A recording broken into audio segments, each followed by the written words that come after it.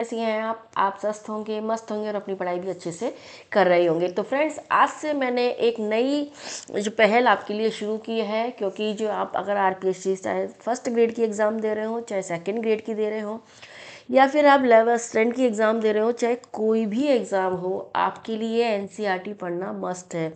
यानी biology subject से जो भी स्टूडेंट तैयारी कर रहे हैं उनके लिए आपको एनसीईआरटी की एक एक लाइन तैयार होनी चाहिए। तो इसमें भी मैंने आपको बताया कि कुछ टॉपिक है एनसीईआरटी के, तो हम एक एक तो मैंने शुरू किया है आज से कि हमें जो एनसीईआरटी है उसको लाइन टू लाइन पढ़ेंगे, ताकि आप भी मेरे साथ या तो बुक्स लेके बैठें और साथ में आपको और अंडरलाइन करते हुए चले जाएं। साथ में आपको ये तरीका भी मैं बताऊंगी कि आप इससे नोट्स कैसे बनाते जाएं, ताकि आप लास्ट टाइम के लिए उनको कैसे रिवाइज कर सकें। तो आपको एनसीईआरटी की लाइन टू लाइन पहले तो 3 या 4 बार पढ़नी है, उसके बाद इसके नोट्स भी आपको इसके साथ में तैयार करने हैं, ताकि लास्ट टाइम पे आप उनको रिवाइज कर सको। तो फ्रेंड्स, आज से हम सबसे पहले हम इसका टॉपिक ले रहे हैं इकोलॉजी वाला। इकोलॉजी जो टॉपिक है, कि आप लोग सोचेंगे कि मैम आपने सबसे पहले इकोलॉजी टॉपिक क्यों लिया, क्योंकि ये इकोलॉजी जो टॉपिक है, इसमें से इस बार जो आरपीएससी फर्स्ट ग्रेड की एग्ज़ाम हुई थी उसमें भी लगभग 20 से 22 क्वेश्चन पूछे गए थे, और जो सेकंड ग्रेड की एग्ज़ाम हुई थी उसमें भी लगभग इसमें काफ़ी क्वेश्चन इसमें से पूछे गए थे। और इकोलॉजी में जो क्वेश्चंस आते हैं वो एनसीईआरटी की लाइन से कैसे कैसे उठ के आते हैं, ऐसे कैसे वो क्वेश्चन बनाते हैं, इसके लिए हमें एक एक जो इम्पोर्टेंट टॉपिक, मतलब जो हैवी पार्ट है, उसको हम लेते हुए आगे बढ़ेंगे। इसके बाद आप बता देना, इसमें हम इकोलॉजी में हम पढ़ने वाले हैं, इकोलॉजी के साथ बायोडाइवर्सिटी और एनवायरमेंटल इश्यूज या पॉल्यूशंस हैं, वो भी मैं आपको साथ में करा दूंगी। तो आज से हम शुरू करते हैं इकोलॉजी वाला पार्ट। तो इसमें हम सबसे पहले मैं आपको एक चीज़ और बता दूं, हम पढ़ेंगे ओल्ड एनसीईआरटी। क्यों? क्योंकि जो न्यू एनसीईआरटी है उसमें काफ़ी जो पार्ट है वो हटा दिए गए हैं, लेकिन जो क्वेश्चंस हैं अभी भी पूछे जा रहे हैं, उसमें तो जो कुछ इंपॉर्टेंट पार्ट है ओल्ड एनसीईआरटी में वो भी हमें कवर करने पड़ेंगे। तो मैं नीतू सिंगल अपने YouTube channel Divya biology classes में आपका स्वागत करती हूँ, और मैं आशा करती हूँ कि आपको जो मेरी एक नई पहल है वो आपको अच्छी लगेगी और आप इसमें मेरे को पूरी तरह कोऑपरेट भी करेंगे। तो सबसे पहला आज हम पढ़ते हैं इकोलॉजी। ठीक है, इकोलॉजी जो हम तो इकोलॉजी हम जो शुरू करने वाले हैं, जिसको हिंदी में बोलते हैं पारिस्थितिकी। ठीक है, पारिस्थितिकी में जो चैप्टर दे रखे हैं, इसमें एक तो ऑर्गेनिज्म, जीव और समष्टियाँ दे रखा है। दूसरा इसके साथ दूसरा पारितंत्र, या अपन इसको बोल सकते हैं इकोसिस्टम वाला इसका चैप्टर दे रखा है। 2 चैप्टर इसके अंतर्गत आते हैं। फर्स्ट ग्रेड का भी अभी सिलेबस चेंज हो चुका है, सेकेंड ग्रेड का भी आने वाला है, लेकिन इसमें हम देखने वाले हैं कि जैसे इकोसिस्टम आपका सीनियर सेकेंडरी लेवल पे कर दिया, और जो पॉपुलेशन है इसको पॉपुलेशन इकोलॉजी के नाम से आपको दे दिया। तो ये दोनों चैप्टर तो आपको एनसीईआरटी से पढ़ने ही है। तो इसमें आपका पूरा जो सीनियर सेकेंडरी लेवल है वो कवर हो जाएगा। अगर आपको पॉपुलेशन पढ़ना है तो उससे पहले आपको ऑर्गेनिज्म के बारे में भी पढ़ना होगा। तो इन सब के बारे में रिलेटेड होने के कारण हमको एनसीईआरटी पूरी पढ़नी होगी। तो हम शुरू करते हैं सबसे पहले आज पारिस्थितिकी। सबसे पहले इसका इंट्रोडक्शन देख लेते हैं कि इकोलॉजी आपकी क्या होती है। इसको हिंदी में बोलते हैं पारिस्थितिकी। ठीक है, अब आप जब इकोलॉजी पढ़ते हैं तो सबसे पहले आपको पता होना चाहिए कि शब्द किसने दिया था। तो इकोलॉजी शब्द दिया था वो ई हीकल ने दिया था। ये शब्द किसने दिया था? ई हीकल ने दिया था। ठीक है, हाँ, मैं आपको एक साथ एक चीज़ और बता दूं कि हम हिंदी में पढ़ेंगे, लेकिन साथ में इसके इंग्लिश टर्म है उनको भी साथ में पढ़ेंगे, क्योंकि इसके जो हिंदी वर्ड्स यूज़ होते हैं वो इतने टफ होते हैं कि कई जगह हमें इंग्लिश टर्म यूज़ करते हैं और उसमें हम कंफ्यूज हो जाते हैं। इसके लिए मैंने ये हिंदी स्टूडेंट जो भी हैं उनके लिए एक पहल शुरू की है। तो सबसे पहले आपको ध्यान रखना है। तो अब शुरू करते हैं। शब्द किसने दिया था? ई हिकल ने दिया था इसकी, और कुछ बताते हैं कि रीटर ने दिया था, लेकिन इसको जो शब्द दिया था वो ई हिकल ने ही दिया था। और इसके बाद हम देखते हैं फादर ऑफ इकोलॉजी के नाम से किसे जाना जाता है। तो फादर ऑफ इकोलॉजी के नाम से जाना जाता है वो रीटर को जाना जाता है। किसको जाना जाता है? रीटर को जाना जाता है। ठीक है, 2 क्वेश्चन आपके क्लियर हो गए। शब्द ई हिकल ने दिया था, और इकोलॉजी जो के फादर जाने जाते हैं वो रीटर को जाना जाता है। इन्होंने सबसे पहले इकोलॉजी का यूज किया था। और इंडियन फादर, अगर आपसे पूछ ले कि इंडियन फादर ऑफ इकोलॉजी कौन है, तो इंडियन फादर ऑफ इकोलॉजी के नाम से किसे जाना जाता है? इंडियन फादर ऑफ इकोलॉजी के नाम से आपको रामदेव मिश्रा के नाम से जाना जाता है। सॉरी, रामदेव मिश्रा को जाना जाता है। ठीक है, ये आप ध्यान रख लेना, 3-4 पॉइंट हैं इंपॉर्टेंट जिनको रामदेव मिश्रा की उनको जाना जाता है, जिन्होंने संरचना, क्रियाएं और कारकों की अंतर क्रियाओं के बारे में बताया था। तो ये तो हमारी हो गई साधारण सी स्ट्रक्चर, साधारण सी जानकारी इसके बारे में।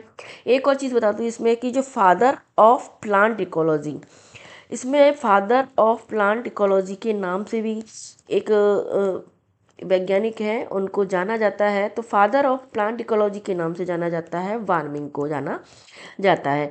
तो आप इस तरह से मैंने बता दिया आपको, साथ में आप ऐसे ही नोट्स इसके बनाइए। कैसे करोगे, जैसे इकोलॉजी है उसको एक सर्किल में रख लिया, एक गोला ले लिया, शब्द ईकल ने दिया था। फादर ऑफ इकोलॉजी किसको जाना जाता है, रीडर को जाना जाता है। इंडियन फादर ऑफ इकोलॉजी पूछ ले तो रामदेव मिश्रा हैं, और फादर ऑफ प्लांट इकोलॉजी पूछ ले तो आपको वार्मिंग ने बताया था। तो ये तो इकोलॉजी के बारे में साधारण सी जानकारी हो गई कि किसने ये शब्द दिया था। अब हम आगे देखते हैं कि जो इकोलॉजी शब्द है, ठीक है, इकोलॉजी हमारा दो शब्दों से मिलकर बना है।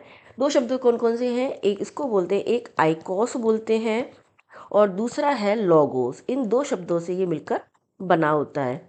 ओके, इसका हिंदी में अर्थ है, आइकोस को हिंदी में कहते हैं घर, निवास स्थान, इसको बोलते हैं घर या हमारा निवास स्थान बोलते हैं आइकोस। और लोगोस जो होता है इसका मतलब होता है स्टडी या अध्ययन, इसको हम बोलते हैं। ठीक है, तो स्टडी तो किसकी हो गई, हमारे घर या निवास स्थान की जो स्टडी होती है उसे हम इकोलॉजी कहते हैं। इस तरह से हम इसको बोल सकते हैं कि हमारी स्टडी सॉरी सॉरी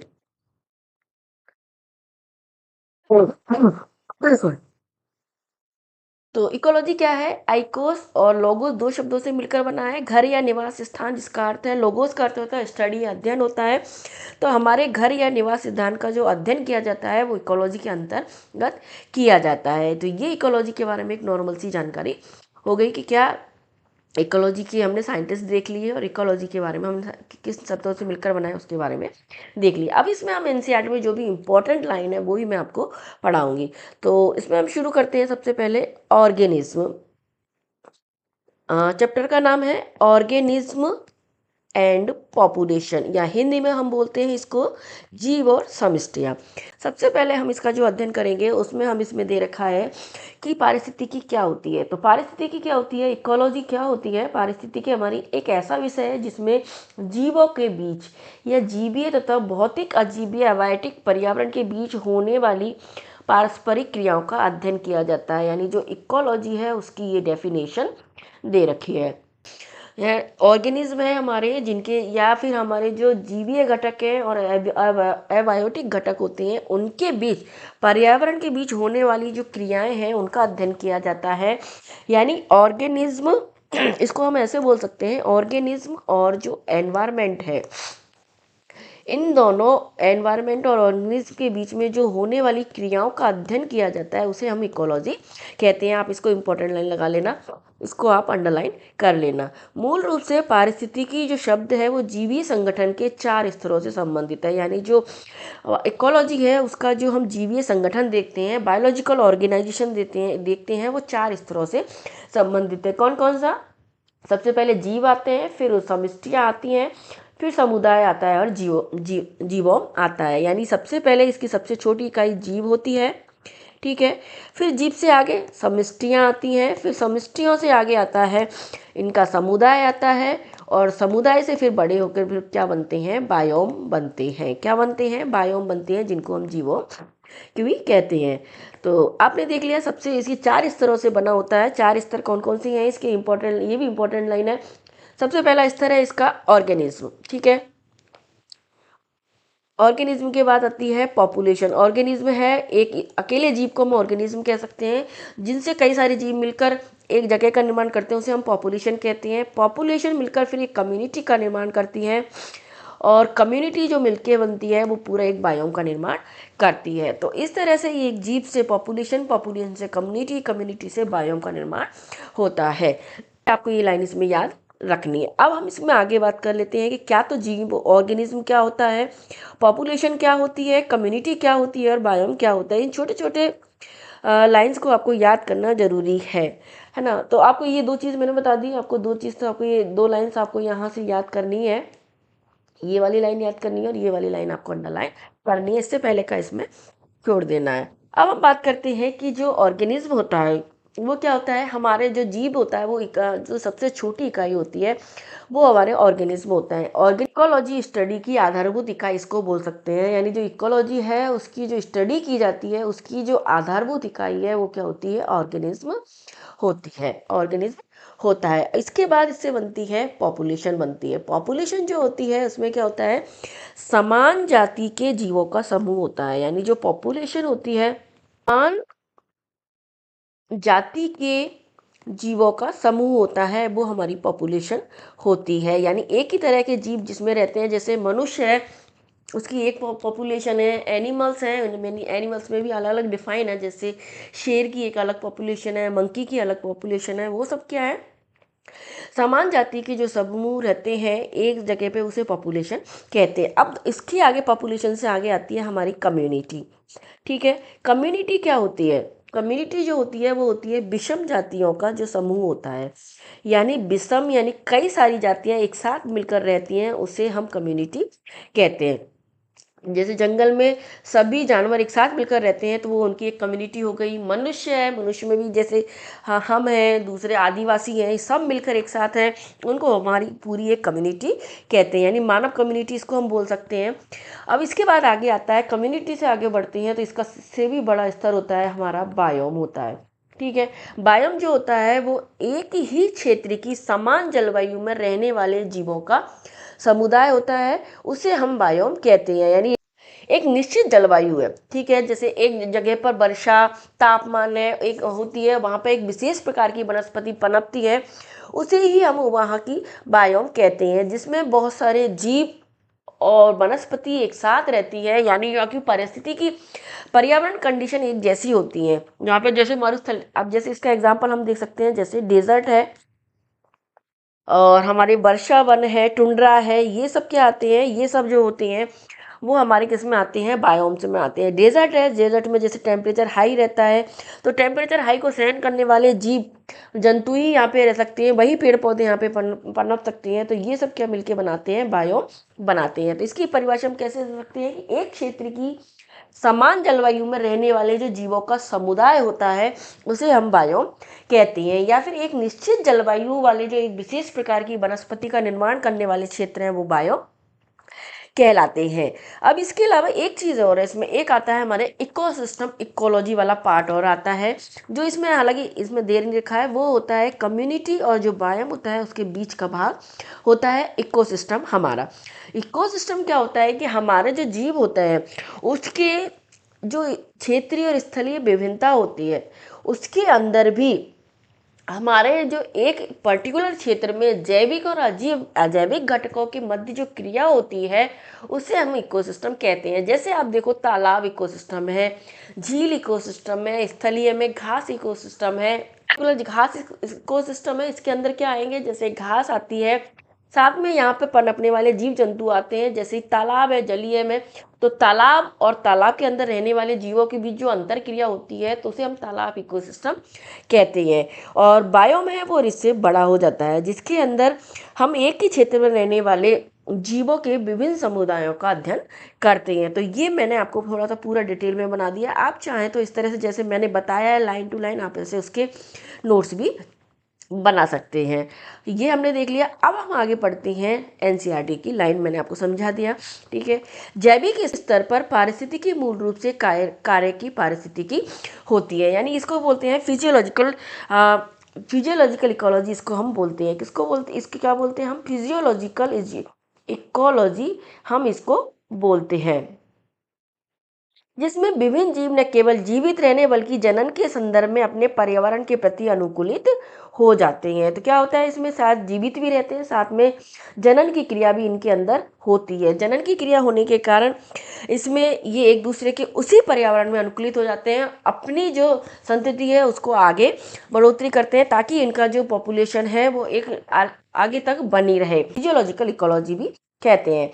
ठीक है, हमने देखा है कि जैसे पृथ्वी के सूर्य के चारों ओर घूर्णन होता है, इसकी अक्ष का झुकाव होता है, तापमान में तीव्रता होती है और एक वार्षिक परिवर्तन होते हैं, ये सब जिनके कारण ऋतुएं बनती हैं, ये परिवर्तन और जो वर्षण है ये सब मिलकर क्या बनाते हैं, ये एक तंत्र का निर्माण करते हैं। कैसे तंत्र का निर्माण करते हैं, जिससे प्रमुख जीवों का निर्माण करती हैं। जो तंत्र का निर्माण करते हैं उसे हम क्या कहते हैं, यही सब मिलकर बायोम का निर्माण करते हैं। जैसे मैंने वर्षा, वन, टुंड्रा आदि मैंने आपको बता दिए थे। प्रत्येक जीवाणु के अंदर ही क्षेत्रीय और स्थलीय विभिन्नताओं के कारण आवासों में व्यापक विविधता पाई जाती है। पृथ्वी ग्रह पर जीवन न केवल थोड़े से अनुकूल आवासों में है बल्कि चरम और कठोर आवासों में भी पाया जाता है। जैसे राजस्थानी मरुस्थल है, निरंतर वर्षा से भीगे वाले मेघालय वन है, गहरे सागर की खाइयाँ हैं और वेगवती, यानी इन अलग अलग स्थानों में भी जो हमारे जीव है वो पाए जाते हैं। ये सब भी क्या है, ये भी सब हमारे बायोम के एग्जाम्पल है। जैसे ध्रुवीय क्षेत्रों के स्थायी तुषार भूमि है, ऊंचे पर्वत शिखर है, उबलते गर्म झरने हैं, दुर्गंधित कंपोस्ट ग्रत आदि है। ये सब क्या है, ये सब हमारे बायोम है। और अब अगर आपसे पूछ ले कि भारत में मुख्य रूप से कौन कौन से बायोम पाए जाते हैं, तो मुख्य रूप से पाए जाते हैं उष्णकटिबंधीय वर्षा वन, पर्णपाती वन, मरुस्थल और समुद्र तट हमारे मुख्य रूप से पाए जाने वाले बायो में। ये इंपॉर्टेंट लगा लेना क्योंकि ये ऐसे क्वेश्चन पूछे जा सकते हैं। तो भारत के कौन कौन से हो गए, उष्णकटिबंधीय वर्षा वन यानी सदाबहार वन भी बोल सकते हैं, दूसरे पर्णपाती वन जो मध्य भारत में पाए जाते हैं, मरुस्थल है जो राजस्थान में मुख्य रूप से पाया जाता है, समुद्री तट है जो कि गोवा है या केरल है, दक्षिणी भाग में अधिक पाया जाता है। ठीक है, अब हम आगे बढ़ते हैं इसमें कि जो विभिन्न आवास होते हैं उनके भौतिक और रासायनिक स्थितियां होती हैं, उसमें भी विभिन्नता होती है। इसके कारण अलग अलग जगह पर अलग अलग वनस्पति और जीवों का समूह पाया जाता है। तो ये क्यों पाया जाता है, इनका एग्जाम्पल है कि इनमें एक महत्वपूर्ण तत्व होते हैं। कौन कौन से, तापमान, जल, प्रकाश और मृदा, जिनके कारण जीवों में अलग जगह पे विभिन्नता पाई जाती है।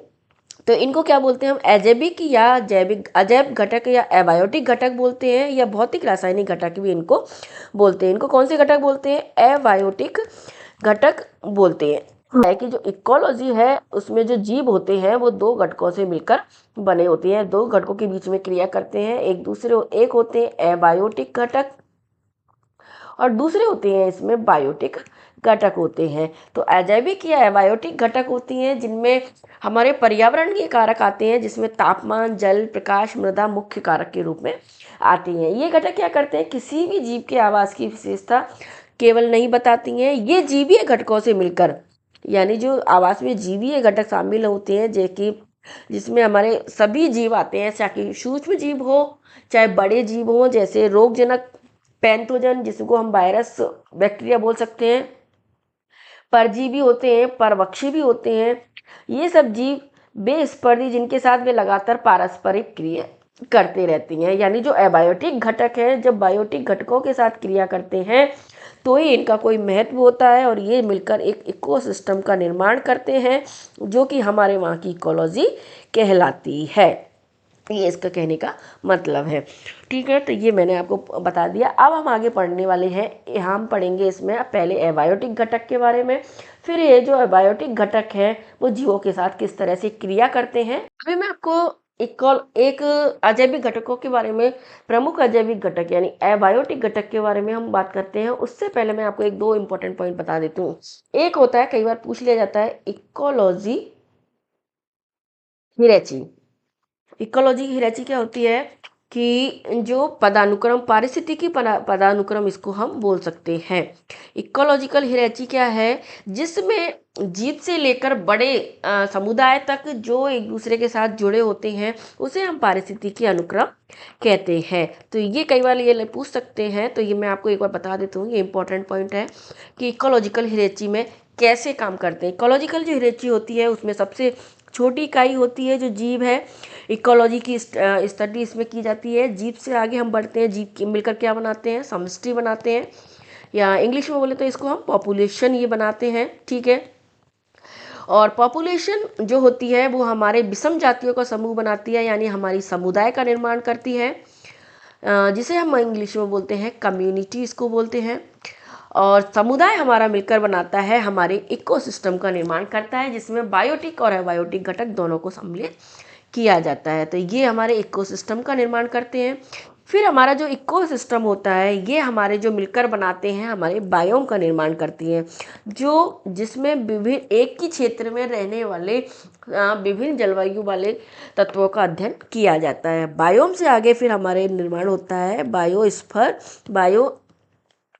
बायोस्फीयर का निर्माण करते हैं। बायोस्फीयर का मतलब है जीव मंडल का ये निर्माण करते हैं। जो हमारे 4 जैव मंडल हैं, क्षोभ मंडल, समताप मंडल, आयन मंडल, ओजोन मंडल होते हैं, उनका ये निर्माण करते हैं। तो इस तरह से क्या हम देख सकते हैं कि छोटी इकाई से लेकर बड़ी इकाई तक जाने पर आकार और जटिलता बढ़ती जाती है। इसे ही हम इकोलॉजिकल हियरार्ची कहते हैं। क्या कहते हैं? इकोलॉजी हियरार्ची इसको कहते हैं। तो आप ऐसे बोल सकते हैं, पॉपुलेशन अगर पूछ भी ले तो क्या होता है, जीवों का समूह या जीवों का जो समुच्चय होता है वो पॉपुलेशन कहलाता है। कम्युनिटी क्या है?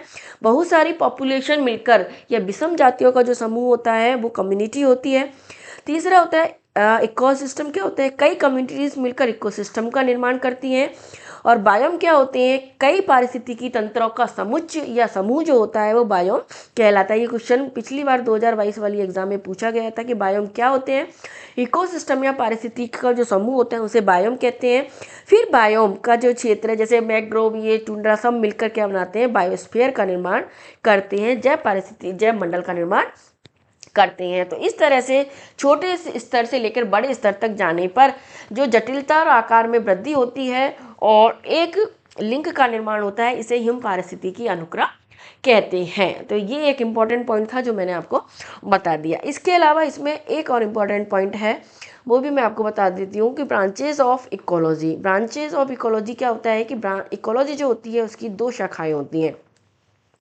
मुख्य रूप से जो अध्ययन करते हैं उसमें हम इकोलॉजी में संगठन की, हालांकि इसकी बहुत सारी शाखाएं होती हैं, लेकिन हमारी जो काम आने वाली है उसमें 2 शाखाएं इसकी बहुत ज़्यादा इम्पोर्टेंट है। Branches of ecology. Branches of ecology में इसकी मुख्य 2 शाखाएं होती हैं। इसमें एक शाखा को बोलते हैं हम इसकी ऑटो इकोलॉजी और दूसरी होती है इसकी सिन इकोलॉजी।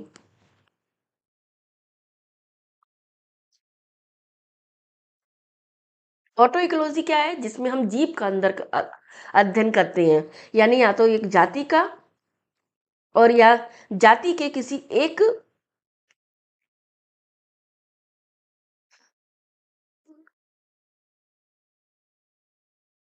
जाति के एक विशिष्ट जीव का या उसके सदस्यों का अध्ययन किया जाता है। जाति के विशिष्ट सदस्यों का अध्ययन किया जाता है, उसे हम ऑटो इकोलॉजी कहते हैं। दूसरी होती है हमारी सिन इकोलॉजी। इसमें क्या होता है कि कई जातियों का एक साथ अध्ययन किया जाए, मतलब एक क्षेत्र में उपस्थित विभिन्न जातियों का इसमें अध्ययन, विभिन्न जातियों का इसके अंतर्गत अध्ययन किया जाता है, इसे हम सिन इकोलॉजी कहते हैं। तो आप ये दोनों चीज़ भी थोड़ा सा ध्यान रख लेना। ये हो गया, इसकी दोनों ब्रांचेस हमने देख ली, एक ऑटो इकोलॉजी और एक दूसरी हो गई हमारी इसकी सिन इकोलॉजी। इसकी 2 ब्रांच हो गई। अब आगे इसमें एक चीज़ और होती है कि हमारा जो प्राणी है, जो हमारे जीव होते हैं, वो एक आवास में निवास करते हैं, लेकिन एक टर्म और है इसमें निके। हैबिटेट और निके 2 टर्म हमारे बहुत काम की चीज़ होती हैं। एक है हमारा हैबिटेट होता है, दूसरा हमारा निके होता है। निके क्या होता है? जो हैबिटेट होता है, जो आवास होता है, यानी जहाँ पे जो जीव है, जहाँ पे ऑर्गेनिज्म जीव रहता है, वहाँ उस निवास स्थान को हम निके कहते हैं। ठीक है। और ये जो होता है एनवायरमेंटल और अन्य जीवों से वहाँ पर क्रिया करता है, यानी किससे क्रिया करता है यहाँ पर? वह पर्यावरण से प्लस अन्य जीवों के साथ क्रिया करता है। उस स्थान को हम क्या कहते हैं? अन्य जीवों से क्रिया करता है, उसको हम क्या कहते हैं? उसको हम कहते हैं हैबिटेट कहते हैं। दूसरा एक शब्द है निके। निके क्या होता है? इसके अंदर एक तरह से बोले तो ये एक फंक्शनल इकाई, इसको हम बोल सकते हैं इकोलॉजी की।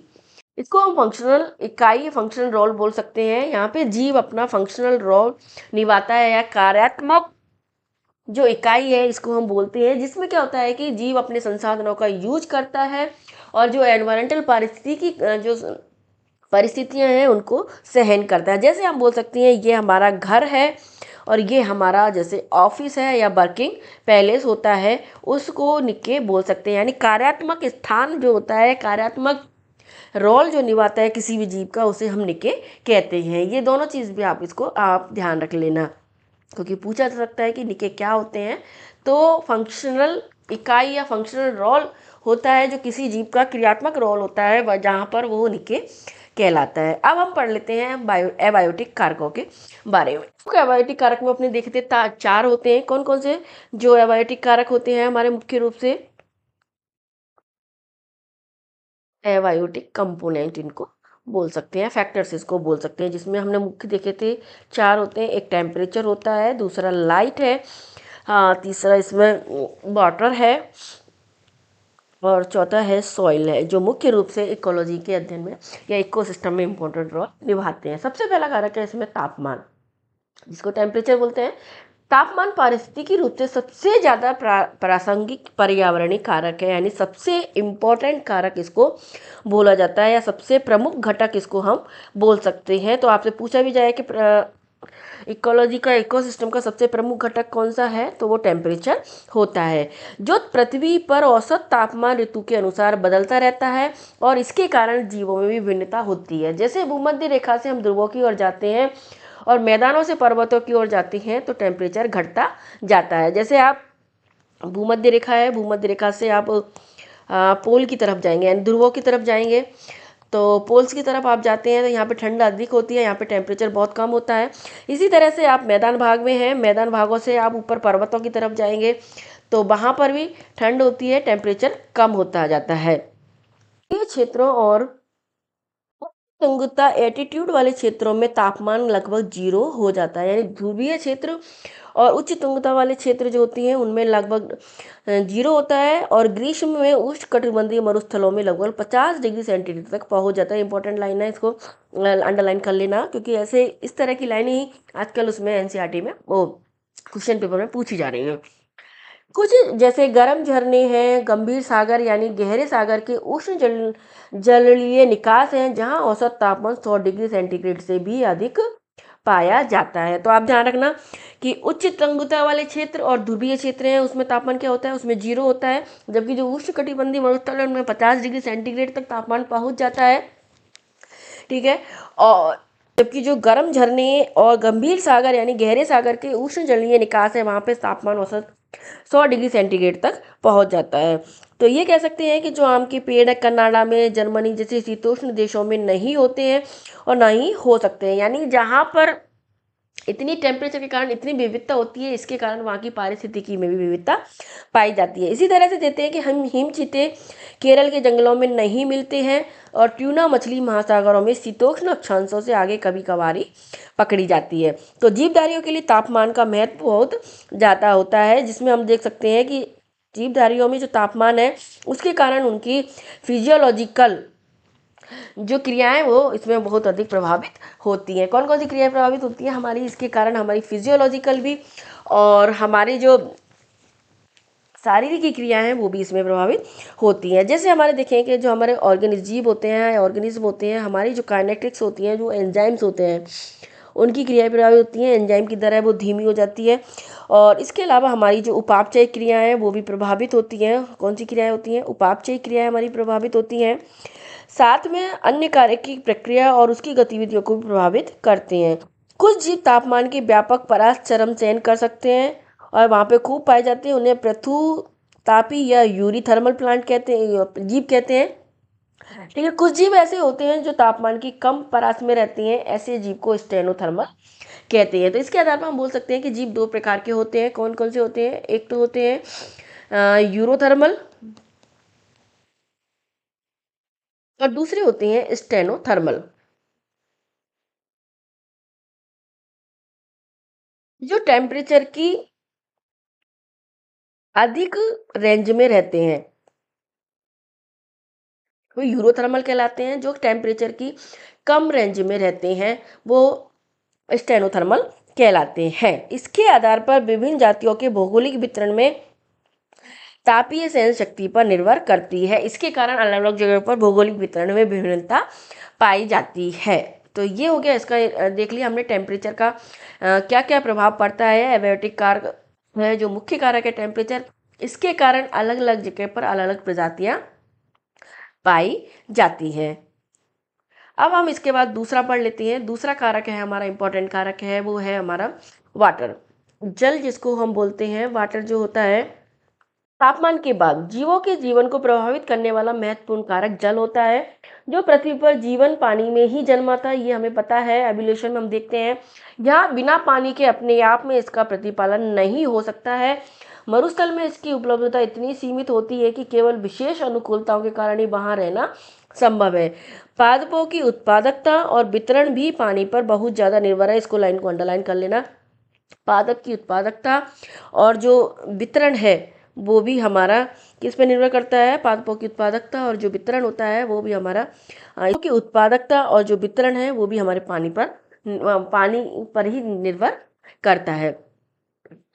अब बात करते हैं आगे कि महासागरों, झीलों और नदियों में रहने वाले जो जीव हैं उनको जल संबंधी समस्याओं का सामना नहीं करना पड़ता होगा, ऐसा हम सोचते हैं, क्योंकि वहां पर पानी की कोई कमी नहीं होती है। हालांकि मरुस्थल में रहने वाले जीवों को सामना करना पड़ता है, लेकिन जलीय जीव है उनके लिए भी जल की गुणता, रासायनिक संगठन, पीएच महत्वपूर्ण होता है।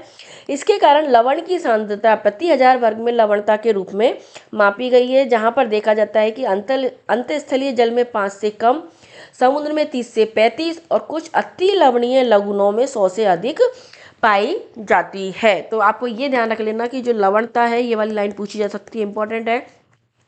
लवणता जलीय जीवों के लिए जल की गुणता, रासायनिक संगठन और पीएच महत्वपूर्ण होता है। लवणों की सांद्रता प्रति 1000 में लवणता के रूप में है, जिसमें अंतःस्थलीय जो जीव होते हैं उनके लिए ये लवणता 5 होती है। अंतःस्थलीय जल में 5 से कम होती है। समुद्रों में जो लवणता है वो कितनी होती है? 30 से 35 होती है। और कुछ अति लवणीय लेगून्स होते हैं जो एकदम लवण जिनमें पाया जाता है, उनकी जो होती है उनकी लवणता 100 से भी अधिक पाई जाती है। वहाँ पे क्या होती है? 100 से भी अधिक लवणता इनमें होती है। तो यहाँ पे पादपों की जो वनस्पति है या प्रकार है वो पादपों की उत्पादकता, पादपों के वितरण पर निर्भर करता है। ये लाइन मैंने आपको पहले बता दी।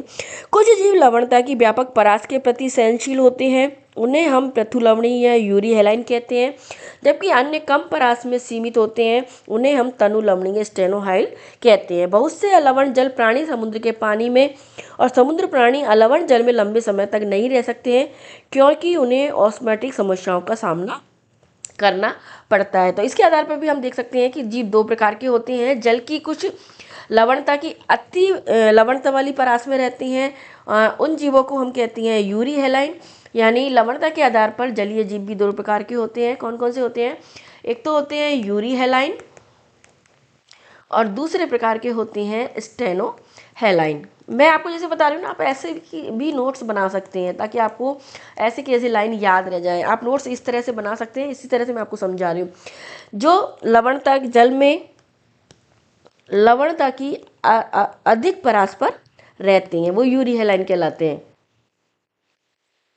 और दूसरा होता है स्टेनो हेलाइन। स्टेनो हेलाइन है जो जीवों की कम लवणता की कम परास पर रहते हैं, उनको स्टेनो हेलाइन जीव कहते हैं, तनु लवणी कहते हैं।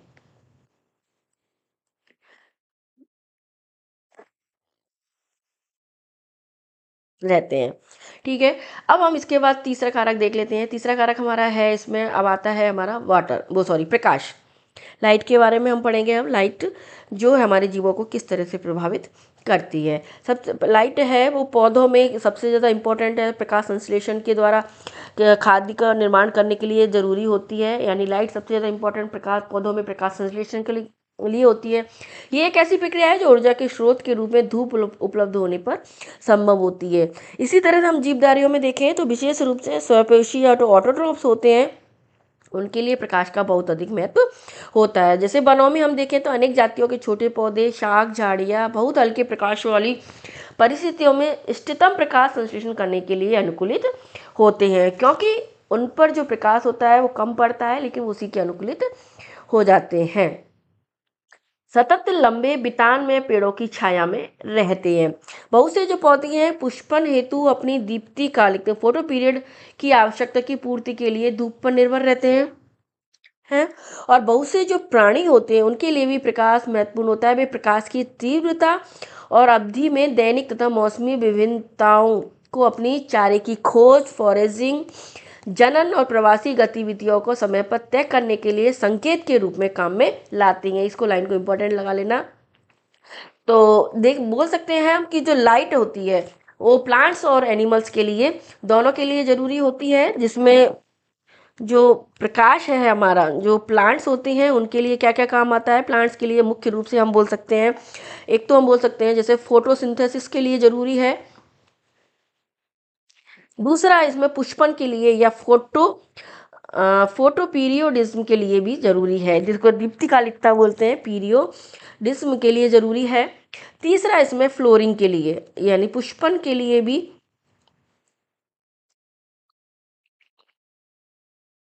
प्रकाश की आवश्यकता होती है। दूसरा होता है जंतुओं के लिए। हम देखते हैं जंतुओं के लिए, तो जंतुओं के लिए हम देखें, एक तो हमें प्रवास के लिए प्रकाश की आवश्यकता होती है। दूसरा हमें फॉरेजिंग के लिए, फॉरेजिंग इसमें लिखा हुआ है, फॉरेजिंग का मतलब है जैसे भोजन की तलाश के लिए, चारे की खोज के लिए हम जाते हैं, उसके लिए ज़रूरी होती है। तीसरा इसमें ब्रीडिंग के लिए, प्रजनन के लिए भी हमें प्रकाश की आवश्यकता होती है, जिसके कारण हमारे दैनिक और मौसमी विभिन्नताओं के कारण हमारे चेंजेस होते हैं। यानी जनन और प्रवासी गतिविधियों को समय तय करने के लिए संकेत के रूप में काम में लाते हैं। ये मैंने शॉर्ट फॉर्म में आपको बता दिया, और इसकी पूरी लाइन ऐसे कैसे लिखी हुई है कि प्राणियों के लिए भी कैसे इंपॉर्टेंट है, चारे की खोज के लिए, जनन और प्रवासी गतिविधियों का समय तय करने के लिए संकेत के रूप में काम में आते हैं। अब इसके बारे में थोड़ा सा और देख लेते हैं कि और प्रकाश के बारे में क्या डिटेल में दे रखा है इसमें। पृथ्वी पर प्रकाश की उपलब्धता तापमान से निकट संबंधित है, क्योंकि दोनों का स्रोत सूर्य ही होता है। लेकिन महासागरों की जो गहराई है 500 मीटर से अधिक की जो गहराई होती है, उसमें पर्यावरण निरंतर अंधकार में होता है, और वहां पर रहने वाले जीवों को सूर्य का प्रकाश के बारे में कोई मालूम नहीं है। तो उनके लिए ऊर्जा का स्रोत क्या है, उनके लिए सौर विकिरण की जो स्पेक्ट्रमी गुणवत्ता है वो जीवन के लिए महत्वपूर्ण होती है। सौर विकिरण की स्पेक्ट्रम का परावैंगनी घटक बहुत से जीवों के लिए हानिकारक होता है, जबकि महासागर के विभिन्न गहराइयों में मिलने वाले समुद्री पादपों के लिए 10 स्पेक्ट्रम के सभी घटक उपलब्ध नहीं होते हैं। यानी गहराइयों में जो अधिकतर, बहुत अधिक गहराई में, महासागरों की अधिकतर गहराई में पाए जाते हैं, 500 मीटर से अधिक की गहराई है, वहाँ पे अंधकार होता है। और वहाँ पे सबसे अधिक गहराई में मिलने वाले जो जीव है वो कौन से होते हैं, सबसे ज़्यादा गहराई में मिलने वाले जीव है हमारे रेड एल्गी या लाल शैवाल जिनको हम बोलते हैं, वो पाए जाते हैं। और वहाँ पर जो सूर्य की जो सौर स्पेक्ट्रम है वो पूरी तरह से उपलब्ध नहीं होती है। ठीक है, इसमें इतना बता रखा है। अब हम बात करते हैं आगे। अब अगला हमारा कौन सा घटक है, हमारा अगला घटक है इसमें जो दे रखा है वो सॉइल होती है। ठीक है, सॉइल के बारे में हम देख लेते हैं। सॉइल क्या है, मृदा, जिसको हम बोलते हैं सॉइल। विभिन्न स्थानों में मृदा की प्रकृति और गुण भिन्न भिन्न होते हैं। यह जलवायु अपक्षय प्रक्रम, जिसे इंग्लिश में विदरिंग प्रोसेस बोलते हैं, यह अवसादी सेंटीमेट्री है, तथा इसका विकास कैसे हुआ यह इन सब बातों पर निर्भर करता है। मृदा की जो विभिन्न विशेषताएं, जैसे कि मृदा घटक है, उनके साइज है, मृदा के अंतर श्रवण या परकोलेशन है, और उनकी जो जलधारण क्षमता है उसका ये निर्धारण करते हैं। ये इंपॉर्टेंट लाइन लगा लेना, आप अंडरलाइन कर लेना इसको। इन विशेषताओं के साथ साथ पीएच, खनिज संगठन और स्थलाकृति जैसे प्राचल भी काफी हद तक किसी क्षेत्र की वनस्पति का निर्धारण करते हैं। तो वनस्पति का निर्धारण करने में एक तो मृदा महत्वपूर्ण है, मृदा के विभिन्न विशेषताएं, उनके संगठक, उनके कण साइज, जैसे जिसके कारण ये अलग अलग तरह की मृदा होती है, चिकनी मृदा, बालू मृदा है, वो इस तरह से कई तरह की मृदा होती हैं। इसके अलावा किसी क्षेत्र की वनस्पति का निर्धारण करने में पीएच, खनिज संगठन और उनकी जो स्थलाकृति होती है वो भी इम्पोर्टेंट कारक होता है। अगर किसी क्षेत्र में किसी प्रकार की प्राणियों का पालन पोषण होता है तो उसके लिए भी जलीय पर्यावरण, अपसादी विशेषताएं और वहाँ पर पनपने वाले निस्थलस्थ प्राणियों के प्रकार का निर्धारण करती है। ये चीज़ आप एक बार लाइन अंडरलाइन कर लेना। कौन कौन से कारक होते हैं, जलीय पर्यावरण, अपसादी विशेषताएं और वहाँ पर पनपने वाले नितलस्थ जो प्राणी होती हैं उनके प्रकारों का निर्धारण करती है। तो हमने आवर्ती घटक के 4 कारकों को देख लिया। हमने कौन कौन से कारक देख लिए, अपने टेम्परेचर देखा, लाइट देखी, वाटर देखला और सॉइल देख लिया। जो इनकी बायोटिक घटक है जो जीवों के और वनस्पति का निर्धारण करते हैं कि वहाँ पर किस तरह की वनस्पति होगी और किस तरह से वहाँ पे जीवों का निवास होता है। अजैविक जो कारक होते हैं उनकी प्रति अनुक्रियाएं होती हैं। अजैविक जो कारक होते हैं वो कुछ जीवों के प्रति, इन कारकों के प्रति जीवों की कुछ अनुक्रियाएं होती हैं, कुछ रेस्पॉन्स होता है जिन आज हमने इकोलॉजी के बारे में थोड़ा सा इंट्रोडक्शन देख लिया, साथ में हमने इसके जो अबायोटिक घटक है उनके बारे में देखा है। अब हम आगे जब पढ़ने वाले हैं, कल पढ़ेंगे, वो अबायोटिक घटक है उनके साथ जो रिएक्शंस होती हैं वो कैसे होती हैं, तो इसके बारे में हम कल डिटेल में पढ़ने वाले हैं। तो फ्रेंड्स, अगर आपको मेरी ये सीरीज अच्छी लगी हो, शुरुआत मेरी अच्छी लगी हो, तो प्लीज़ वीडियो को लाइक कर दो, चैनल को सब्सक्राइब कर लो और भी लोगों को शेयर कर दो, ताकि आपको इस तरह से अच्छी वीडियो मिल सके। और मेरी ये कोशिश रहेगी कि आपको जल्दी से जल्दी पूरी एनसीईआरटी क्लियर करा दूँ, ताकि आप इस एनसीईआरटी को अच्छे से कवर कर पाएँ और अपने नोट्स भी बना लें, और ताकि आपके एग्ज़ाम में आपको सफलता मिल जाए। तो मिलते हैं आप अगली वीडियो में फिर एक नए टॉपिक के साथ।